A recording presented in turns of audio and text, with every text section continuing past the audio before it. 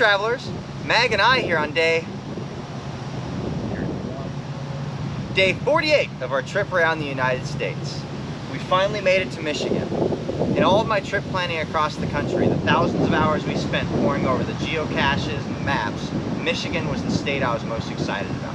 There's a couple of reasons for that. Number one, we really haven't spent very much time in Michigan. We've only come up from the border of the southern states, and we've run that bottom edge of Michigan before, but we've never gone up north into the rest of the state, so we haven't seen it. Number two, going across the map in Michigan, there is so much to see here. It has a little bit of everything. It's got dunes, lakes, rivers, flatlands, grasslands, mountains, and everything in between. I think this state is going to have a lot of treasure for us to find along the way. Now, Michigan is a little bit different in terms of the map. It's one of those states where the DeLorme pages and the counties are pretty equally balanced in terms of where you have to go.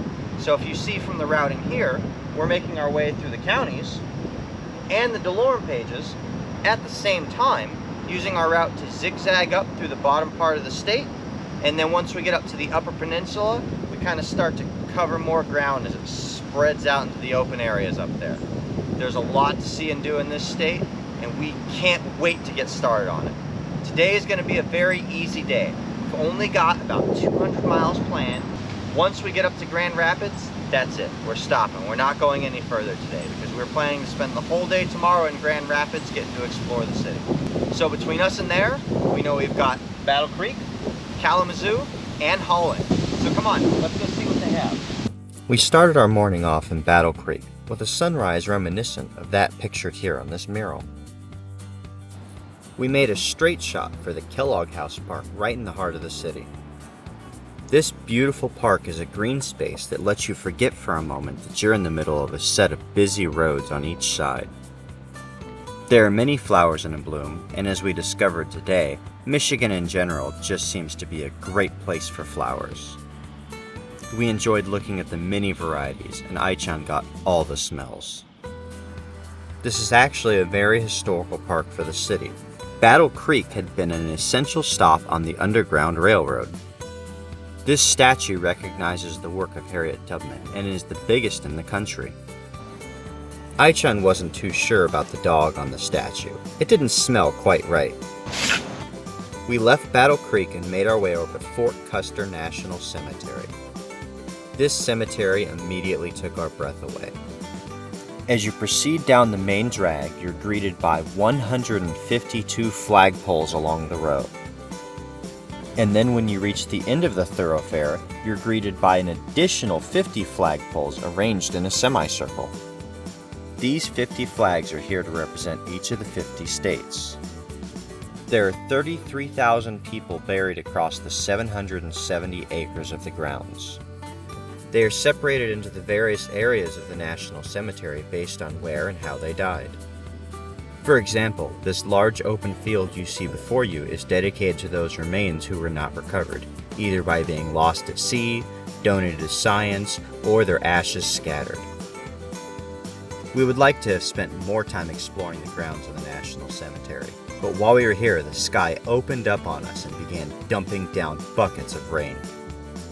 It did not stop us from enjoying the Avenue of Flags one last time on our way out the door, though. If you're ever in the area, make sure Fort Custer National Cemetery is on your must-visit list. Unfortunately, because the rain had not let up yet, we cut our visit to Kalamazoo very short. We did, however, take the time to visit the grounds of the Western Michigan University campus. There is a virtual here that brings you to one of the best viewpoints in the city, and we could not pass that up, even in the rain. Thankfully, things had cleared up a bit by the time we reached Van Buren. Aichan and I were able to take a leisurely stroll through the park in front of the county courthouse building. This would be the only county courthouse building we had an opportunity to visit today. But as usual, we enjoyed getting to see it, and it was really neat that they had 2 Civil War era cannons right there on the front lawn. We made our way from Van Buren towards South Haven, but when I saw Maple Island on the map, I just knew I had to make another stop. Plus, Aichan had just woken up from her late morning nap, and it seemed like a great time to take her on a walk. I know at least one little monkey that would love a playground like this. Even though there was lots of places to play and hang out on the island, Aichan and I literally had the place all to ourselves. Apparently there's a history of lightning strikes out here on the island, and given the rainy weather today, I don't think anybody else wanted to be out here with us. All the better though, because it gave us a chance to soak in all these views from around the edge of the island without any interruptions. You had better hold on to your nuts though, because it's just about time for our main event, the 2023 World Champion Squirrel Rodeo. Ooh-wee! Don't get right, I'm cowboy. Ooh, mama. Oh, she's getting away from me now. Watch out. Ooh. Unfortunately, I did not win the championship. However, I did receive quite a consolation prize when we reached the Liberty Hyde Bailey Museum and Gardens in South Haven.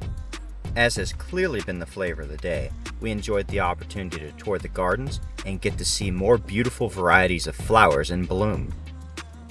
And there was no lack of those to go around. As we walked around the gardens, Aichan and I wondered how many flowers Michigan actually has. Well, I think she was wondering how many of those she could get around to smell. We weren't completely alone here though. We did have to share this wonderful view with some of the other denizens of the area.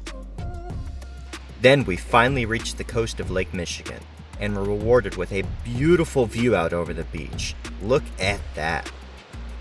You know a lake has got to be big when it produces wave action like this. That is really something else.